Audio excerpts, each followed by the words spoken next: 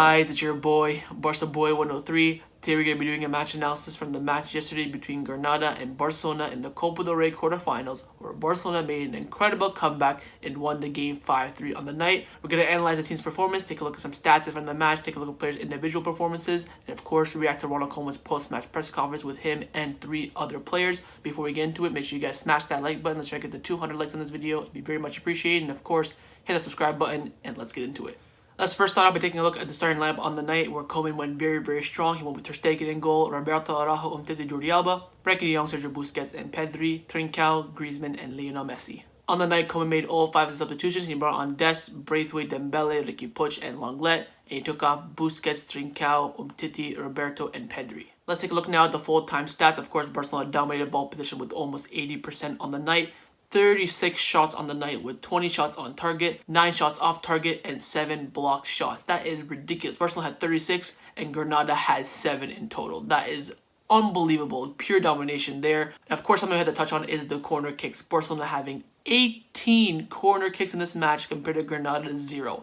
And with those 18 corner kicks, we did absolutely nothing. We had some chances, some, flicks that didn't really connect well, but Barcelona really need to improve on their corner kicks. I have to say, I think this season, Barcelona have only scored from 1 corner, if I'm correct, if my memory serves me correct, at least like maximum 3, but I know we scored from 1 of them. But it's just poor from Barcelona in terms of corner kicks. And in this match, we hit the woodwork 3 times. It was 1 from Trincao, 1 from Dembele, and 1 from Messi. And out of the 36 shots we had in this match, 26 came inside the box and 10 came outside the box. And of course, on the night, Barcelona dominated the passing stats. Of course, the accurate pass overall for the team was 90%, which is very good. But the crossing stat is still very low. We attempted 39 crosses on the night and only completed 10. And of course, in terms of dribbling and aerial duels and all that sort of stuff, Barcelona dominated. But again, possession loss is still very bad for Barcelona. 186 times tonight. That is ridiculous. Compared to Granada's 135, which is of course more than 50. That is ridiculous. Barcelona, of course, crosses in the box, all that sort of stuff, plays a factor. So the 2 negatives that we can pick up from this match is, of course, lacking from corner kicks and losing possession way too many times. Now you can see on your screen right now the SOFA score ratings at full time, and you can see a very balanced team overall, 7.33, which is of course in retrospect pretty fair. They gave Ter Stegen a 5.9, which I don't know why, is it because he didn't save the penalty? I'm not too sure. Roberto and Araujo having very below average games, and Umtiti of course 6.0. I think that's a bit generous for him, to be honest. But Jordi Alba with a 9.1. Wow. Midfield, very balanced, 7 average on the night. I think De Jong should have been maybe a bit higher with 7.5. Trincao with a 7.2. I think that's a fair representation of what he did on the night. But Lionel Messi and Antoine Griezmann. Firstly, Antoine Griezmann with a 9.9. I think why not just give him the 10, right? Just give him the 10. 9.9. Absolutely ridiculous. And of course, Leo Messi with a 10 out of 10 performance on the night without having a goal or an assist. Just quickly want to touch on Granada's full-time SOFA score ratings as well. Don't really care about the outfield players, but what I want to point out is their goalkeeper getting a 9.0 on the night, and yet again, an opponent's keeper turning into prime Neuer. Let's touch on some of the stats from this match. The first one's coming in. It was, of course, we talked about the 36 shots in this match. Barcelona attempting 36 shots against Granada, 20 on target. Their most in a single game in all competitions since 2013-2014 season. And as you can see from the map on the right-hand side of the picture, the shots are coming from all over the place. You can see a bunch of numbers there. You can see Griezmann, Messi, Dembele. You can see Roberto. I can see some Araujo's in there as well, some Trincaos. I'm almost certain that every outfield player had a shot on goal today. Also, out of the 36 shots that we had tonight, the Granada keeper saved 14 of them. This next stat is quite a big one that we definitely need to touch upon, and that is that Barcelona have made more errors into goal than any other La Liga team this season in all competition. Neto making a mistake, Ter Stegen, Lenglet, Araujo, Lionel Messi, and Samuel Umtiti. Of course, in this match, it was Samuel Umtiti for the 2 goals. The thing that worries me about Barcelona is that usually we would dominate a game, then one player would make a mistake, the other team would score from it, and then Barcelona would just capitulate. In this game, they didn't. I thought they would. It took us, of course, the last 2 minutes to perform a miracle. But this is something Barcelona needs to definitely work on. Of course, the goalkeepers always make mistakes, and the defenders, Messi making a mistake as well. But again, Barcelona make a lot of mistakes in the defensive aspect of the game, and it always costs us in the end. Another stat coming in saying that Barcelona beat Granada 5-3 yesterday, and neither of those 5 goals was scored by Lionel Messi. This is the first time for Barcelona that they have scored 5 goals in a match with Lionel Messi being on the pitch and not scoring a single one since their 5-1 UCL quarterfinal win over Shakhtar Donetsk on the 6th of April 2011. Quick stat about Ronald Koeman. Of course, Ronald Koeman started at 14 of Barcelona's last 15 games, and of course, the one game that he missed is when he got injured in the warm-up for the game against Granada, where we beat them 4-0. Since then, Araujo has played all Barcelona's 6 games in full, a total of 630 minutes, which is equivalent to 7 games. Just quickly now, I want to touch upon the covers of Mundo Deportivo and Sport. Of course, they're the Catalan-based newspaper, so whatever they put on their front cover is usually important. And of course, both the articles have to do with the Barcelona comeback. So Mundo Deportivo came out saying heroic, and Sport come out saying brutal. Let's get in now to Ronald Koeman's post-match reaction and of course the reaction of the players after the game. Now the 3 players that gave interviews after the game and gave their match reactions were Frenkie De Jong, Antoine Griezmann, and Jordi Alba. Let's get in and see what they had to say. Let's start off with Jordi Alba. Of course, Jordi Alba put in an absolutely fantastic performance in this game and it was absolutely pivotal to the comeback. Let's get in and see what he had to say. Starts off by saying that I think we played a good game. The 1-2 has been a play that we often do with Leo, and I saw him and I seized the opportunity. I don't remember scoring a goal with my head, and surely the comeback gives a lot of confidence. I think the team is very united today, and we proved it. He also mentioned about the comeback, saying that, look, in the Copa Del Rey, it's been our first comeback in a while. The last time we made a comeback was against Sevilla in the final in 2016, where Jordi Alba also scored himself. He said it's a very, very happy feeling. Let's get in now to Antoine Griezmann. Of course, just like Jordi Alba was absolutely pivotal in this comeback, and he had a huge part to play in it. Just quickly want to mention that he is accompanied by Frenkie De Jong, where Frenkie De Jong just basically listened to him and then gave him his own quotes at the end. So let's start off with Antoine Griezmann. He starts off by saying that we had a winning mentality to give everything until the last minute. I know I have the confidence of the coach and the teammates, and that's very important, and we have given our all until the very end of the match. He also mentioned that when we scored the 3rd goal, I thought the game was done then, but of course we conceded, so we had to make another comeback. Also mentioned about the Copa del Rey, it has always, a beautiful competition, and he also said that he prefers it to be 1 leg over 2 legs. Let's get in now to Frenkie De Jong. Of course, Frenkie De Jong was accompanied by Antoine Griezmann, so they're kind of, joking around together. Let's get in and see what Frenkie De Jong had to say. He starts by saying that we have been growing a lot for a while now. I think the team's improving a lot lately. This shows that we are a team, we are united, and we are together, and I think that's really important.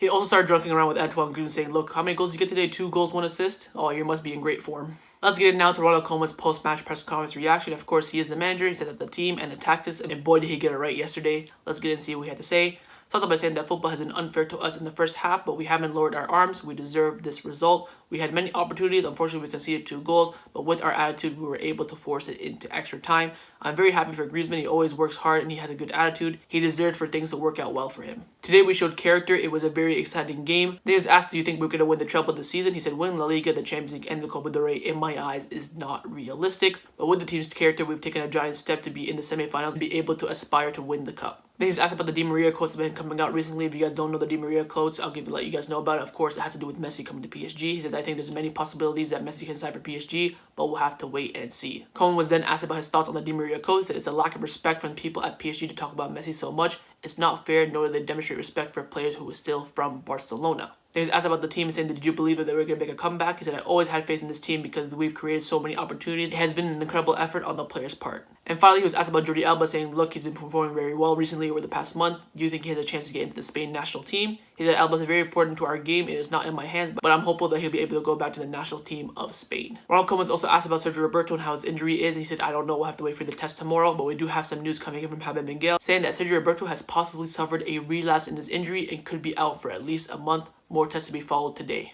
Big blow there for Sergi Roberto. I called that in my live stream. I feel so bad for him. Of course, it is a relapse. He hasn't even played 90 minutes since he's come back. I feel really bad for him. And that concluded Ronald Koeman's post-match press conference. Let's get it now to analyze some of the players' individual performances on the night. I have chosen 5 players to analyze. The 5 players are Trincao, De Jong, Jordi Alba, Griezmann, and Leo Messi. Let's start off with Trincao. Of course, Trincao got a SofaScore score rating of 7.2, and as you can see from his heat map, predominantly on the right wing. Played 63 minutes in this match, had 1 shot on target, 2 shots off target, attempted 2 dribbles and completed 1. He of course hit the woodwork once in this match, which caused him to have 1 big chance missed. Had 44 touches, had 77% pass accuracy, 3 key passes, attempted 1 cross and completed it. Created 1 big chance, attempted 5 ground duels and completed 2. He also had 1 interception and had 1 tackle. For me, lately, Trincao has been showing very promising signs. I think he just needs that goal. I think as soon as he gets that goal, I think he'll start kicking on, but he's just trouble now getting the goal. I thought that shot that he hit the crossbar rating was going to go in. I felt really bad for him. Of course, Koeman was already planning to sub him off, then he hit the bar.